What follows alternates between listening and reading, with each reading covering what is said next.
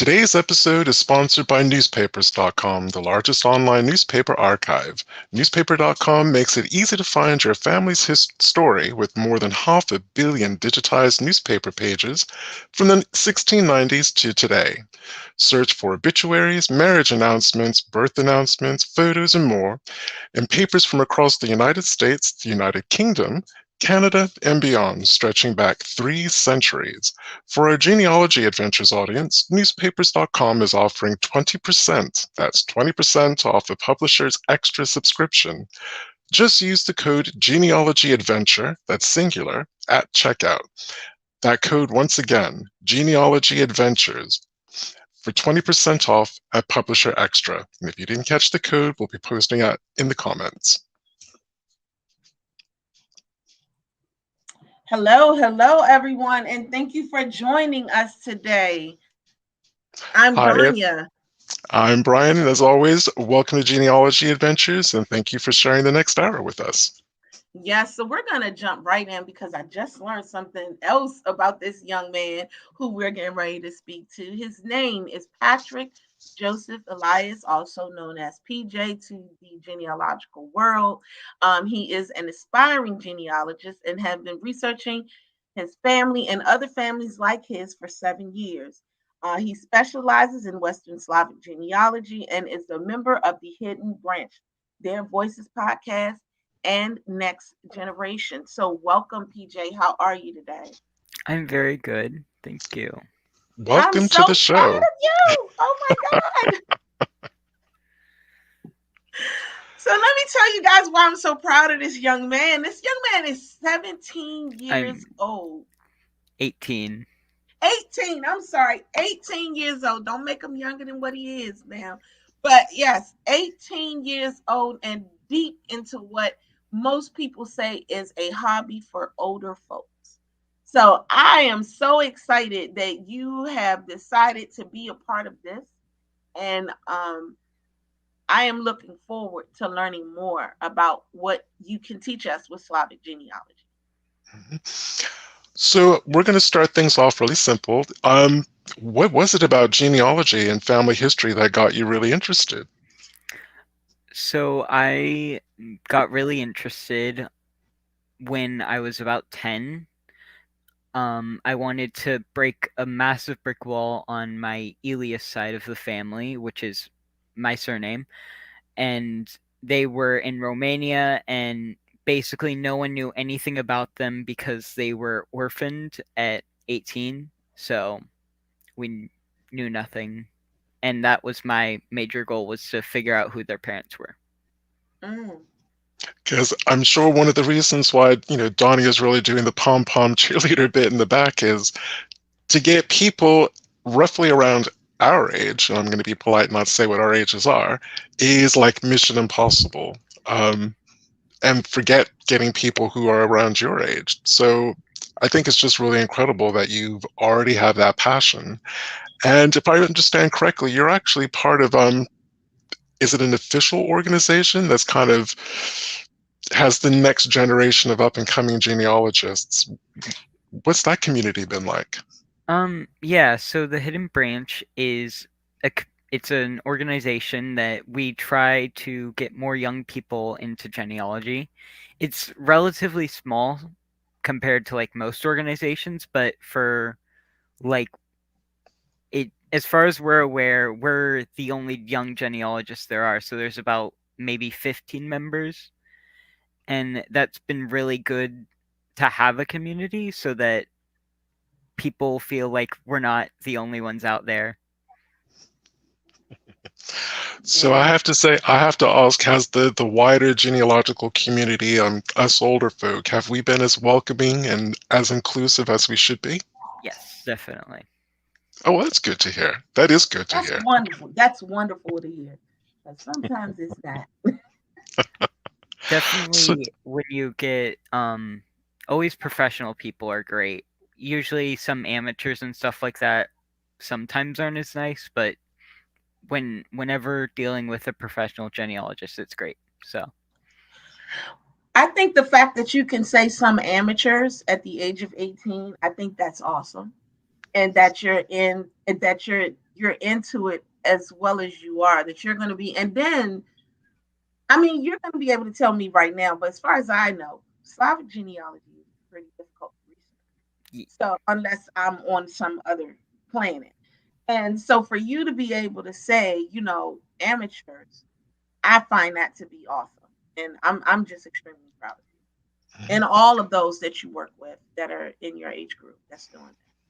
And I'm going to piggyback on what Donnie has said, because as I shared with you before the show, before we went live, I have a great grandfather who was both Belarusian and Ukrainian, and Jewish on top of that. So it's just been, and I've been researching for a good 25 years before I started trying to research him and his family.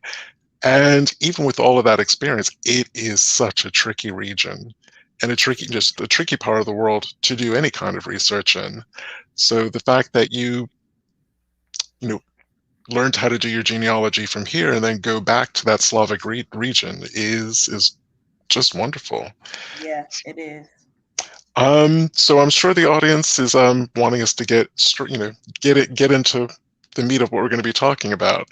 So when it comes to genealogy in the Slovak region, I've got one of my first questions is, doing German genealogy, there's some really good sites that kind of break down basic German language with genealogists in mind. So things like German words for the days of the week, the months are translated, the normal things you would expect to see in a kind of vital record. So things like person's suffix is the translation for that. So you learn the words like name, address, town, province, all of those sort of things. Is there roughly anything similar to that for Slovakian languages?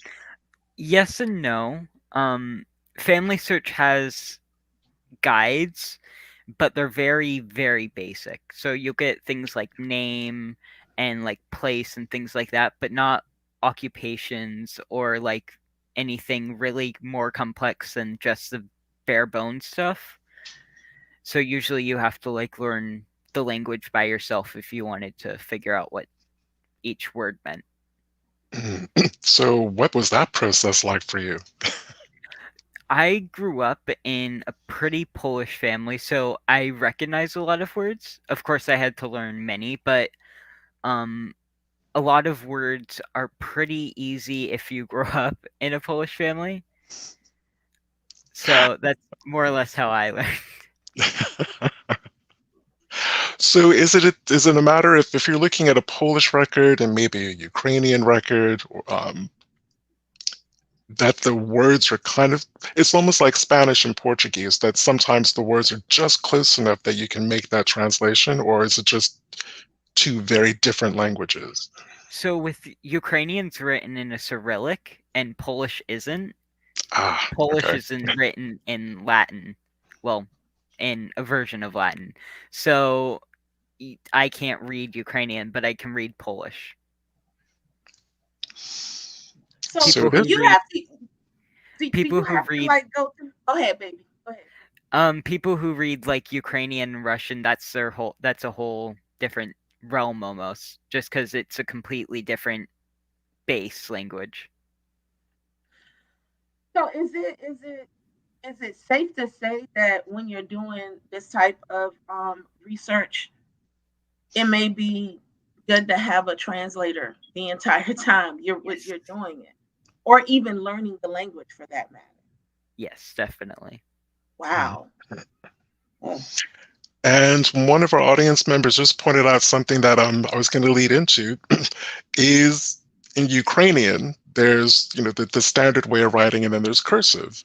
So for Polish records, is there like a cursive form of the Polish language? Yes. Oh wow, okay. So And that it's not as hard to read as a lot of other languages, I find. They're usually pretty good at writing, but I'm sure there's a bad priest out there somewhere who writes awful. And I imagine the further back in time you go, the way that, not necessarily the language, maybe the kind of word choice changes, but I guess the writing must change too. Yes and no. So Polish is really cool because basically when the records started, they made old Polish and did people started writing in what we call Middle Polish in the 1700s to the 1800s. So all of the records are in basically the same language, and they usually are pretty uniform, except when you get into like different parts of Poland that got partitioned off, they'll have completely different languages. But that's just because Poland got split in three different ways, so the language shifted a lot. But language is pretty uniform. Mhm. So again, you raise a really good point. We're talking about a part of Europe that has been carved up, re-carved up, dissolved, reassembled multiple times. So I would imagine it would be handy to have a series of maps, or at least have a book of maps for that region to see just where the village or where your ancestors were living might have been in any given point in time. Yes, definitely. It's probably the most important thing to have just because it completely can change your ancestor's life. And sometimes you'll find out that you have an ancestor who served in the military, and if they did, then you have to know where where the village was, because then you'll figure out where the military records are likely housed. So And Wow. which leads me to another question, because we're not talking about county boundaries or state boundaries. We're talking about the boundaries of a country. So I would imagine as, say for instance, Poland became part of, as it became absorbed by its neighbors. Did that mean that records might exist in Russia and other records are still there in Poland, and then other records might be in what was Prussia, which is now Germany? Can it just mean that they were sent to different administrative centers? yeah, so usually when you're looking at Polish research, you have to go to Moscow, Berlin, and Vienna, because those are the three major places where the records are housed. And a lot of census records are housed in those three areas. So usually you have to look there, but in church records, they're just going to be at the church. So usually most people start with church records. So what about traveling to those places? Is it difficult given the things that are going on, especially now with everything going on in that area, in Ukraine, for example? How does traveling affect you when it comes to your research? So I've never really been out of the United States. Most of my research is done online, but from what I understand, it's very hard to get into archives in Ukraine and Russia and Belarus right now. And in Poland and other Eastern European countries, it's very restricted. Wow. So do you have friends over there within your group that help you do your research? Just like Find a Grave has this whole community of people, if I live here in the DC area, but I need pictures taken in South Carolina, I can do something through Find a Grave and say, "Hey, I'm trying to get these pictures of this particular cemetery. Can anybody help?" Is that how your community rolls? Is that what they do? So the Hidden Branch doesn't have any members that do the type of genealogy I do. I'm the only one who does Eastern European genealogy, but there are some different types of Eastern European organizations that do try to get records and gravestones and things online, but it's very slow. And thankfully, I have a cousin in Poland who lives in a neighboring village from where my ancestors and his ancestors were. So we've been communicating a lot and figuring out like certain records and how to get them to me and different things like that. Wow. Okay. Okay, well, Dania actually touched on, war and conflict and access to records. I'm curious, and you can talk about the how it may differ from country to country, but how significant was the record loss to that region during World War II? So we have, you know what a burned county is Hmm. in America? We call them burned parishes, where there's literally zero records. So one of my second great grandmothers, her village was completely razed by the Nazi army. So we have nothing from her side, and I'll never know anything past her. So that's very common in certain areas of Poland. Some areas of Poland, you can only go back to like the French Revolution and like the Napoleonic Wars, because before then they got burned down. And then certain other areas like World War One. From what I understand, in Ukraine, it's gotten really bad. They have a lot of record loss. And right now, there's a ton of genealogists in Ukraine and outside of Ukraine that are trying to digitize records as quickly as possible before records get destroyed. But even before in World War II, there were records that were lost. And it's an incredible thing to think that that is literally happening today. And just a huge shout out to the volunteers, because that's what they are. The volunteers working in Ukraine, trying to save and preserve those records. Yes. So I have another question. Have you come to the point where Slavic genealogy crosses with African American genealogy? I asked this question because you and I had a conversation via text, and you seemed somewhat surprised by how my DNA was going in that direction. So how have you had, interaction with African American genealogy and Slavic genealogy? Definitely. So in the area of Philadelphia where my grandfather grew up, it's half Polish, half Jewish, and well, quarter Jewish, quarter Polish, quarter Italian, and quarter African American. So my grandmother grew up in an area that was predominantly African American, and I find a lot of areas where Polish people and African American people will mix, and you'll even find some churches that have both groups in them. And I found a lot of marriages that have been happening between African American people and Polish people, or like any other group, like Czech. So my surname is carried by 9 males in my generation, and 3 of them are African American predominantly. So Wow. yes. Wow. Wow. So what are you doing? How are you making the connection for them? What are you? I don't entirely understand your question. How are you making the connection with those that have that carry your family surname? How are you what are you doing to connect the two families? So, a lot of my family came over in the early 1900s. So, a lot of those marriages happened like in the 1940s region or area, Okay. and like 1950s. So, like for example, my great uncle Raymond, he had a lot of children who are mixed, and we've been able to contact them and figure out different records and things like that that they should have and things like. So Okay. that's been a lot of what I've done. All right. All right. Mhm. This is so awesome. And I'm also really interested about naming conventions. Now, the Germans had naming conventions, the Spanish and the Italian have their naming conventions.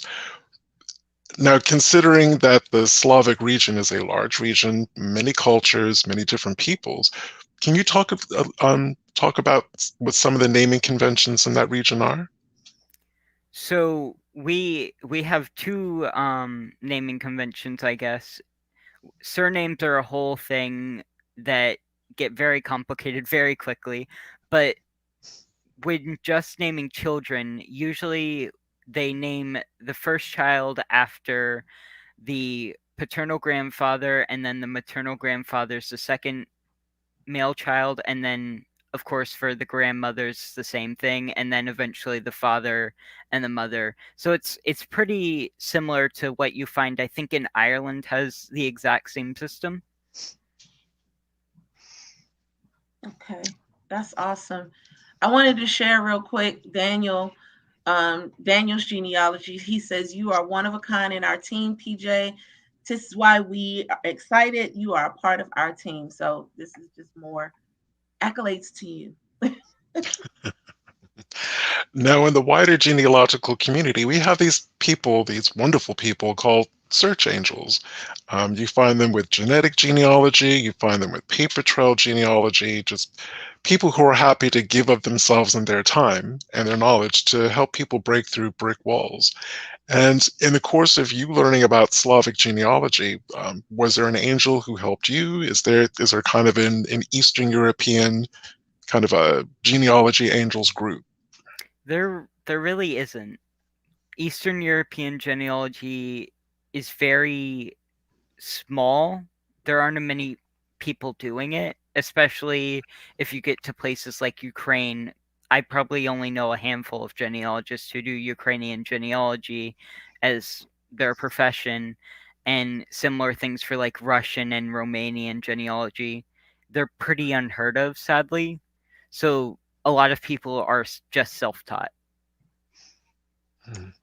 Well, Which I guess, self-taught is not bad because most people who are genealogists are self-taught. So, um, and it's, well, again, especially if, you're self-taught, if there are not a lot of records, or they're, again, with African Americans, the records are there. For the most part, it's just not in your ancestors' name. So kind of working out the kind of records that exist for a particular group of people.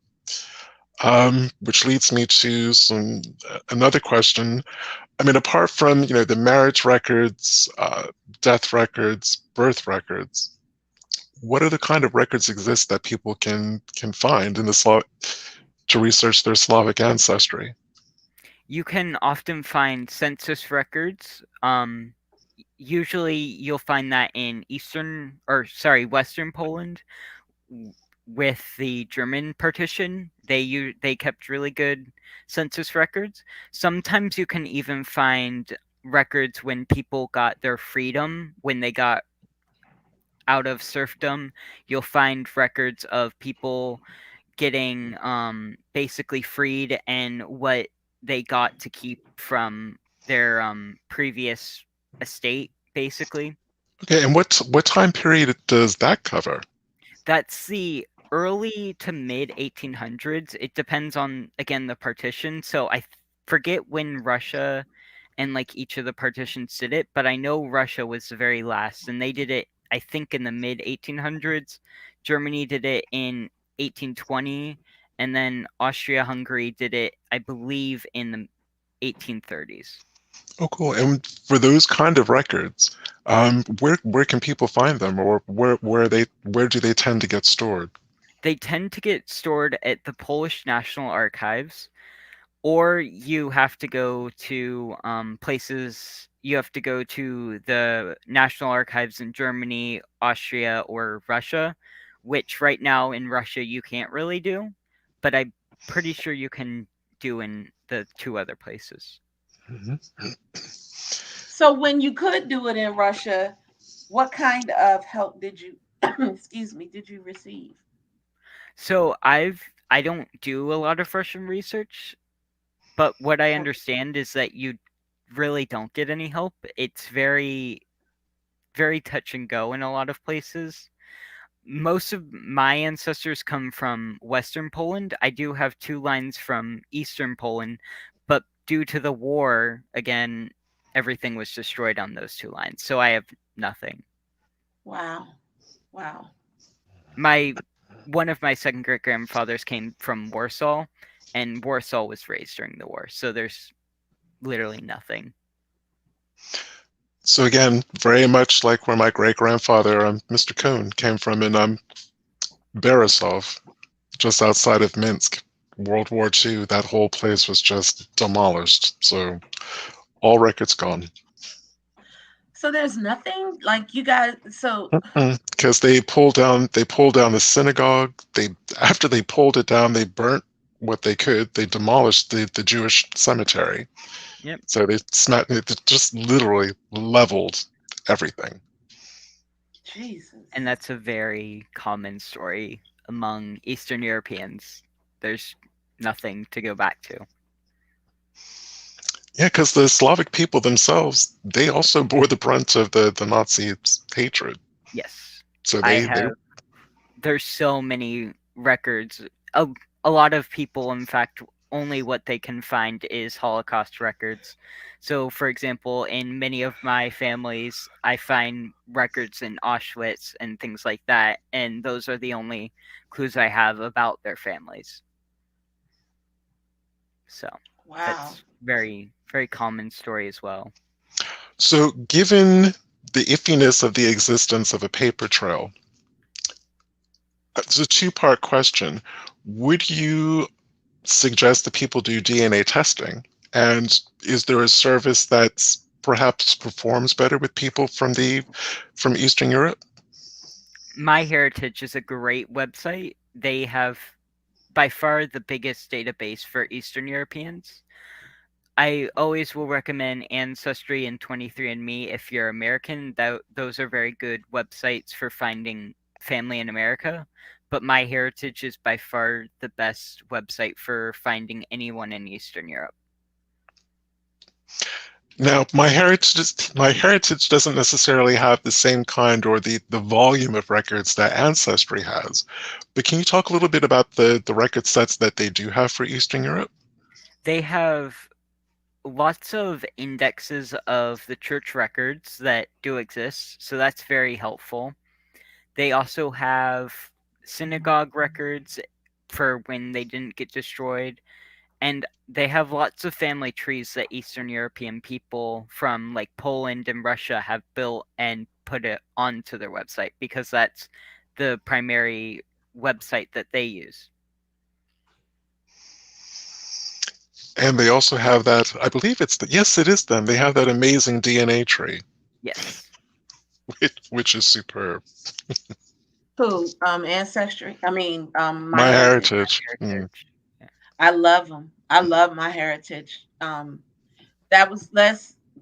Is it too soon to go into something like that to talk about the differences? Like you said in our virtual green room that you use roots magic, and but my heritage seems to be more for those who are just getting started. Why don't you talk about that and in those differences between roots magic and my heritage? So I don't use My Heritage a lot, but from what I've gained from My Heritage is that it's very good when dealing with modern families and like modern relationships and trying to rebuild those types of things. Whereas Roots Magic is definitely more source based, so it's really good.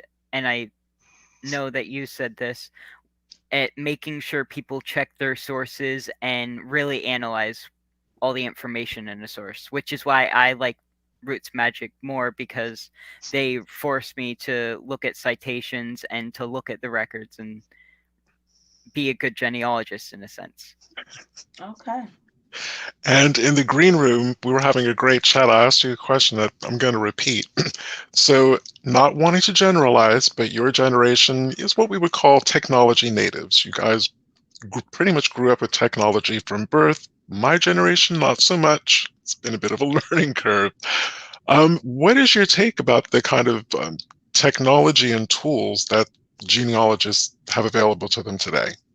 It's all very much from the 90s, sadly, because that's when it got created. So, of course, it's from the 90s, and I think it's very tailored to people who were alive in the 90s.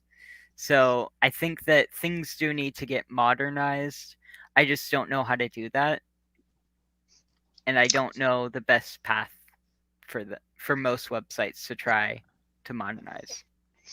True, and all three of us, because Dong had raised a really good example. With some of what we were all three talking about are issues that, again, my generation of genealogists never had to consider.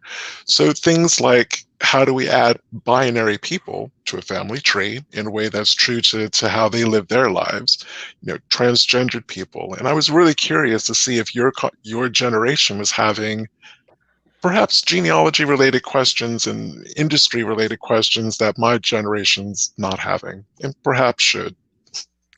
I think there is a lot of conversations that we younger people are having. I don't know if they're necessarily as big or as public as they should be, and I don't know how to go about putting a non-binary person in a tree.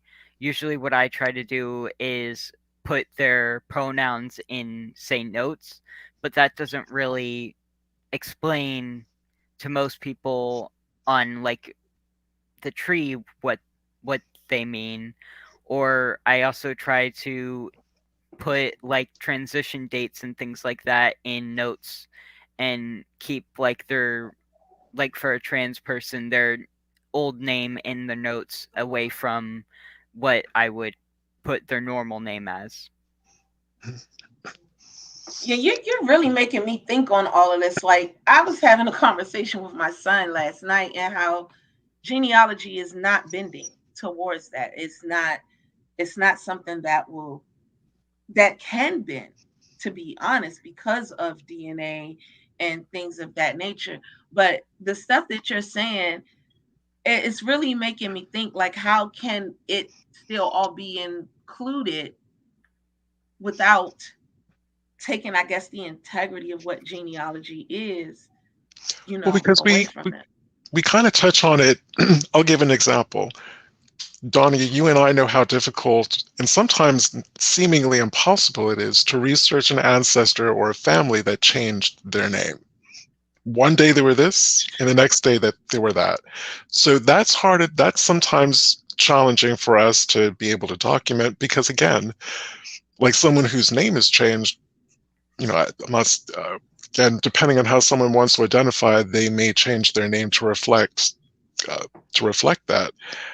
You know, that just adds a layer of complexity to it. Again, when we're talking about name changes, you're going to have two sets of records under two different names. Then you have to do the proof argument that, the Harrisons that we found in 1880 really were the same family as the Yeldells that were there in 1870, that 10 years before. Um, And we I have don't the know. same thing in Eastern Europe where people change their names. So that is a very, it's the same exact argument, I guess, for trans people as it would be for people who change their name, which is a good argument, I think. And actually, again, quickly leaping back to the Slavic region, um, when it came to people emigrating to the United States, do you have any idea of how common it was for people to change their surname to so-called Americanize them? It depended Good on question. where you were immigrating to. So usually people who migrated to bigger cities, they tended not to change their names, whereas people who migrated westward, they definitely would have changed their names and usually completely changed their identity in many cases. They Mm, usually would have like gone by the majority. So if they came from the German partition, they identified as German, so on and so on. wow. So we had a one person who made a comment, and I wanted to, really kind of address it. Angie Wilson said, myheritage.com feeds from Ancestry and FamilySearch.org. I find it frustrating to have to approve and add those records again. I've not yet found new information in my heritage. My heritage offers a lot of world records, and it's not more American. Am I correct? Yes. Mhm. I would agree with that. Okay. So what she may be looking for, some of it is in Ancestry and or Family Search, but there are certain records that are not in those particular databases that are in my heritage. Am I correct?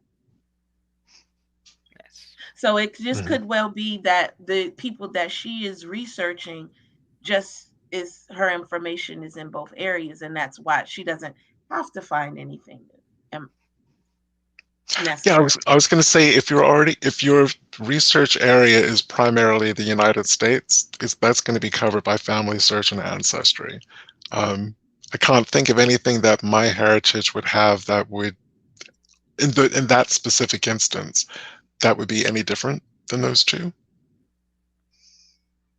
Yeah, I Yeah. don't know any databases that are American centric Yeah, in my I don't heritage. either. I Yeah. don't either. Okay. And funnily enough, considering that our first sponsor is newspapers.com, I should ask a newspaper related question. And how easy is it to get digitized versions of um, newspapers in the Slavic region?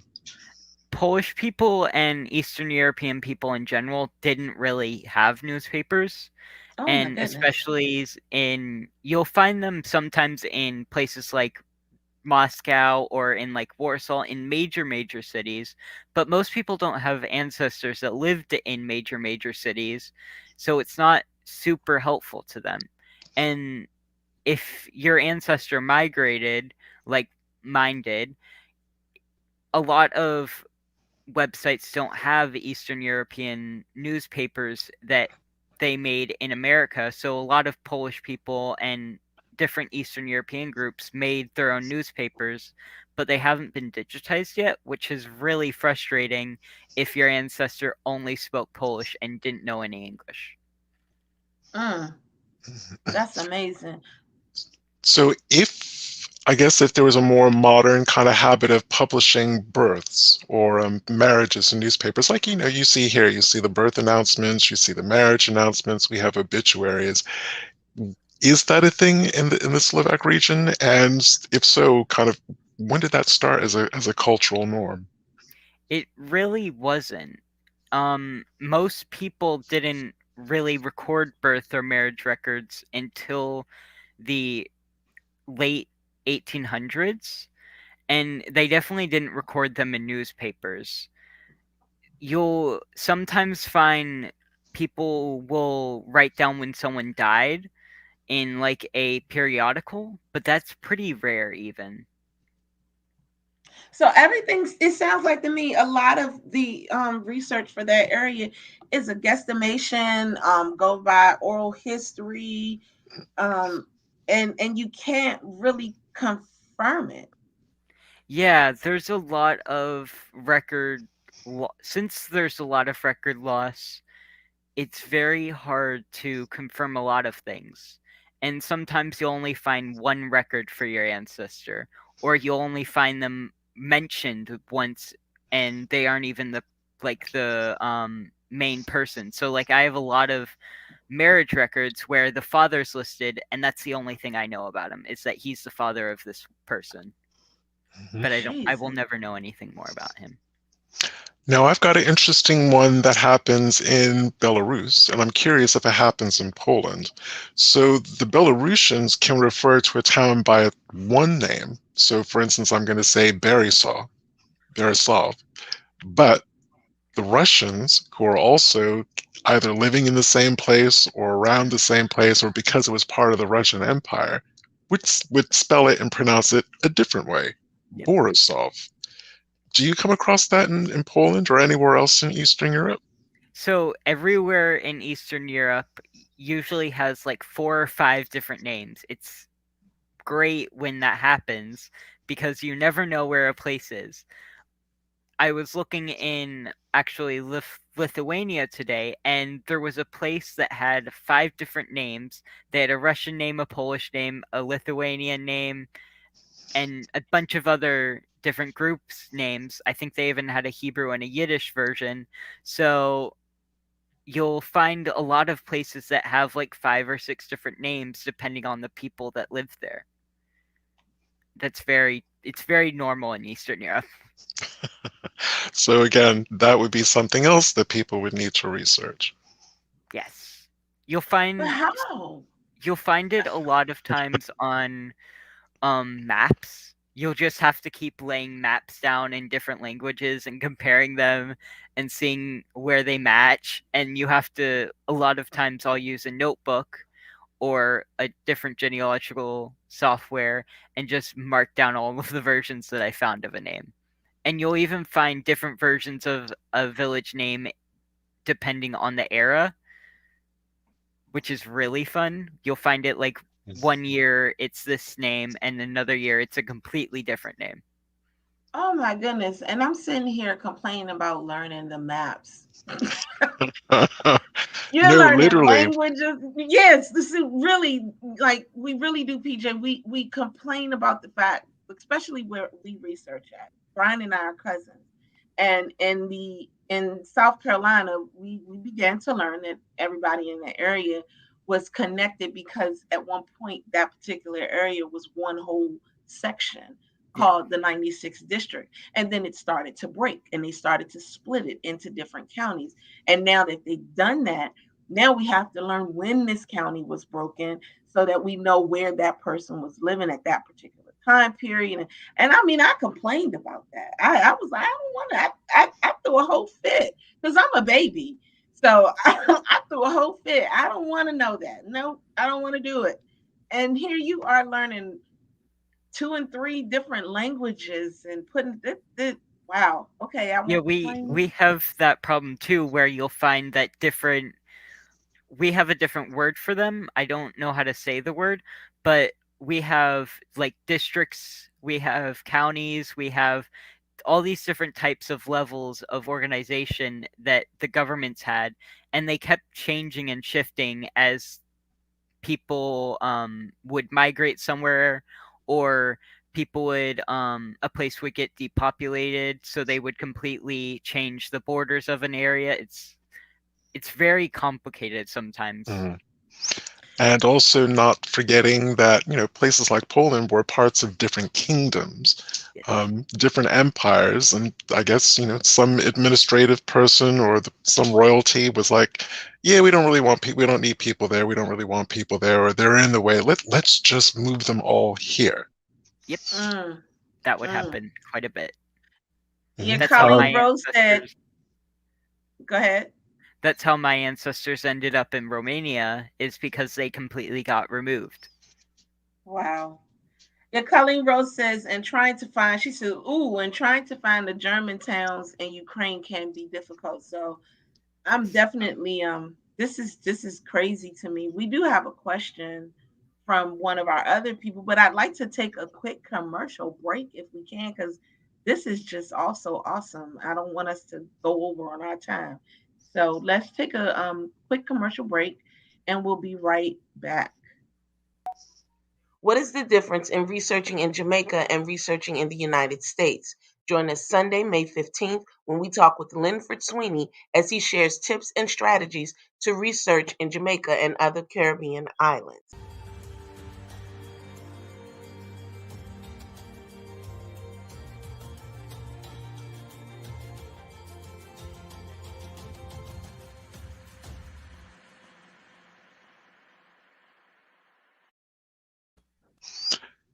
Welcome back. Well, while we're on break, one thing that's got me thinking is you kind of need to be a bit of a junior history buff when it comes to this part of the world. Because I was thinking the other thing you need to factor in, I mean, everyone's going to go to World War One, World War Two. Well, this has just been this is a part of Europe that has been just tortured by war. And again, that's going to have an effect. Thinking of the Hundred Years' War, I can't remember if that actually extended as far as where we're talking about today, but that saw massive disruption of movement of people just in Germany alone. Yeah, so events that affected Germany definitely did affect places like Poland and Slovakia and different areas that bordered those nations, because those places often received the immigrants that were fleeing from Germany. So all of the wars that even are just surrounding Eastern Europe have a huge impact on the Eastern European people. Mm. Well, Henry Goins had a question. His question was, are there Slavic enclaves that stand out in the United States? Yes, there are. So you'll usually find them in major cities. So Philadelphia and Chicago have two of the biggest Polish districts in America, and in fact in the world. I think Chicago has the most Poles living outside of Poland, um, in one concentrated place. So a lot of those areas, you'll still find that there are places in America, in Chicago, where people don't speak English as the primary language. They speak Polish, and all of the records are still very much in Polish, just Wow. because that's the language that those people have used for 100 years. Mm. So have you ever traveled to Chicago? I mean, or is that going to be in your future stuff once you get out of school because you're still in school and all that good stuff? So is that a part of your future plans or have you done that at all yet? So I've gone to the Philadelphia portion of what's called Port Richmond. That's the main Polish district in Philadelphia, and my ancestors found helper were some of the people who founded the neighborhood. So I've done a lot of research in that area, and it's been really cool to see how Polish culture and American culture and how all of these different cultures have merged into one, essentially. Mm. Wow. Mhm. So, if you were chatting with someone in your favorite barista place, and they were telling you, "Oh, well, I've discovered that I have ancestry from Eastern Europe," what would be your top three tips to give them in terms of literally just starting out trying to research that region? So the first thing I would ask is what country, because country makes a humongous difference in where you're going to find records. The second thing I would do is look in Family Search. Family Search is the biggest database for Eastern European records. And the third thing I would tell them to do is to take a DNA test. Excellent. And you briefly kind of touched on something, or at least it made me think of something. Because again, we are talking about a very rich, very ethnically and culturally diverse part of Europe. That's perhaps one of the least known parts of Europe. That's really, I mean, it's as complex as the Caribbean. Every single island in the Caribbean's got its own unique flavor and style and traditions and ways of doing things, which is just as nuanced in Eastern Europe as well. Yeah, you'll find each region, even in a place like Poland, which most people think there's only like one major culture, you'll find like small little areas of Poland that have their own culture and that have their own language. In fact, there are some places in Poland that have never speaken Polish. They just speak their own tongues and like different languages that have developed completely unique, which is really interesting to research if you thought you were Polish and then you find out you're actually Galician, which is a completely different thing from Polish. What is Galician? So Galician is they're a small group they're near northern Poland. They're on basically it's hard to explain without a map. They uh, they're a group that's found on the river that I forget the river name, but the main river that runs through Poland, they're found in the north of that river, and they have their own religious groups that they founded. They were Lutheran compared to most people in Poland being Catholic or Orthodox. They broke away and were Lutheran, and they also have their own tongue that they've it's similar to Polish, but it's more almost like German, and you'll find that a lot in different parts of Eastern Europe. Okay, so the river is called Vistula. Vistula. Yeah. Oh, okay. So I'm learning something from one of our people audience members. You have a podcast. Yes. Because Colleen Ross says we have 2 episodes on Port Richmond on our podcast. PJ is my co-host. Yes. So tell us about your podcast. So me and Colleen started a podcast about a year ago where we document our research and different things that we're doing genealogically. And I've done 2 podcasts on Port Richmond and then a few others on Slavic genealogy as well. And where can you find that podcast? I believe you can find it on Spotify and any of the other major producers of podcasts, but I'm not really sure. And what's the name of it? Their Voices podcast. Their voices. Well, thank you. We'll definitely get that in the comments. And probably have just enough time to cover very recent history in that part of the world. Um, the Soviet era and Soviet era records. Um, where can one, for I guess people whose ancestors were later, late leavers, late arrivals into this country, what are those kind of records like? Do they still exist? And presumably, one has to go to Russia to get them? Yes. So a lot of those records are not public at all, and you can't access them yet. I don't know when you'll be able to access them, but usually the first time you'll find an ancestor if they fled Russia or if they just migrated here, usually it's going to be their immigration record. That will be the first thing, and you won't be able to find anything before that unless it's in like a church record. Hmm. And a scenario I'd be curious to find out if you've heard about this before.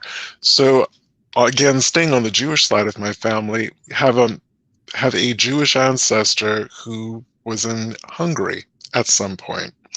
We're going way back into the 1700s on this one, maybe even the late 1600s, because I have all of these curious DNA matches in Turkey, Oh. presumably with links to Istanbul, that whole region. And they couldn't work out why they were matching me and my Jewish cousins. We couldn't work out why we were matching them. And then someone's like, oh, yeah, the Ottomans, we kind of invaded where your ancestor lived. And we would take those people back as tribute, train them up to be soldiers or whatever.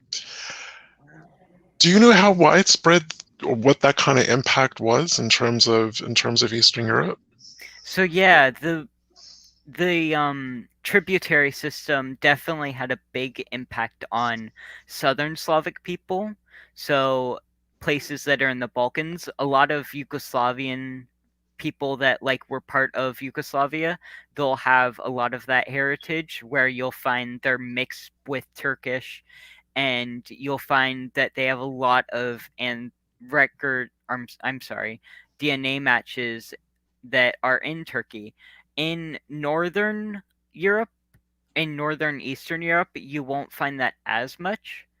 I've never had a DNA match in Turkey, but I'm sure that you can find some cases of that happening. Mhm. So again, that's for some audience members who, maybe know that they have, like I said, for the Czech Republic, Slovak Republic, kind of that part of it, but all of a sudden seeing Turkish DNA matches that they may not be able to wrap their heads around. Yeah. That So I'm go ahead. that's very neat. I didn't know that that was super common. I'd imagine that it did happen quite a bit, but I didn't know that you can find lots of DNA evidence of that. Yeah, now I've got seven. We've come up with seven DNA matches in Turkey that we're that we're trying to work on. So I'm sitting here and I'm listening to you and I'm really learning a lot. But I'm also making comparisons to African American research.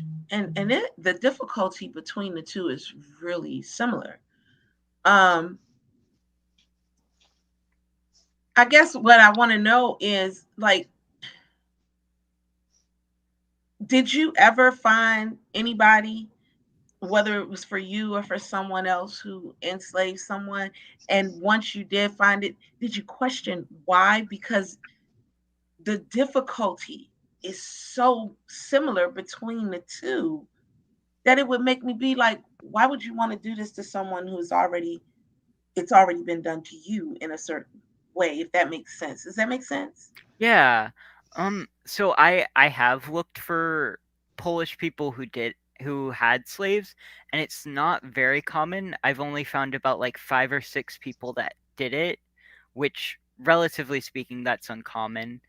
And a lot of Polish people were very anti slavery just because of what their ancestors went through, Okay. and the horrors that they experienced. So, like, I forget his last name, but Casimir, he was someone who fought with George Washington, and um he was very anti-slavery just because his family went through a lot, and although he came from aristocratic roots, he saw that Polish people and African American people were similar groups and that they shouldn't be oppressed. Yeah. So I have to say, this, as someone who has Polish heritage, does it kind of frustrate you that Casimir doesn't have quite the standing as, say, Lafayette? He, he Yes, doesn't quite have definitely. that household name recognition. Definitely. He has a few counties that are named after him, but that's about it. Wow. Wow. Wow. Wow. You are such an amazing young man. And I am so glad that I don't even know how I happened across you. But I don't I'm know either. so yeah, I have no idea how I even I think it was something that We you liked. It was that, and we were having a conversation. You and I were having a conversation around that time about trying to put a spotlight on different cultures' genealogy that we had never touched on before in the show.